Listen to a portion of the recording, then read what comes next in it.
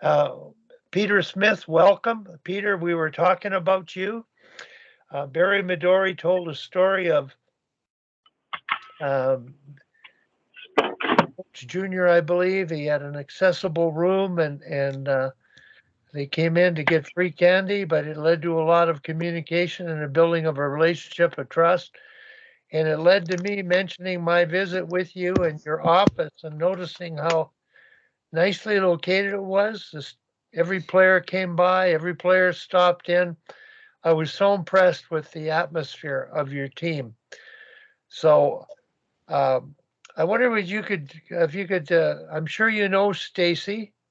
She's on with us today, but what's the difference between being a coach at McGill and now mentoring? uh, well, I think as we all know, mentorship is still coaching. So, your clientele is somewhat different. Um, I find my role in mentorship at McGill is one of supportive in nature. Um, I've really enjoyed what I've done with our coaches at McGill. I think what I provide mostly for our coaches is an opportunity for them to talk and also for them to listen to themselves talk. I'm not in an evaluative position at all. I'm not going to evaluate their performance or how their team does.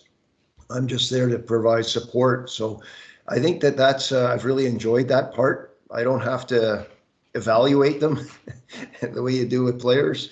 And I give them feedback when it's requested. But that's the biggest thing, I think, is just to be somebody who will listen and maybe draw on my own experience for some of the situations that might arise.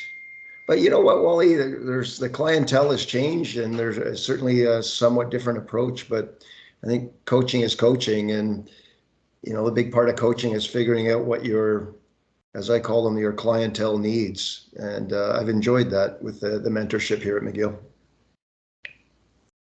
Do you miss the interaction with the players? I'm sorry, say again? Do you miss the interaction with the players? I do. That's the biggest part that I miss. I've told this to Barry before that, I don't miss the recruiting and the admissions process and all that, but and I've been lucky. I've still do some coaching, so the X's and O's and the teaching is still there. But the interaction with the McGill players was obviously a big part of what I did all those years, and I miss that.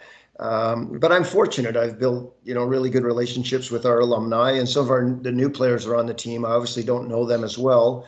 But for example, I'm playing golf tomorrow with a couple of our former captains. So, I still have that opportunity, which I think is great.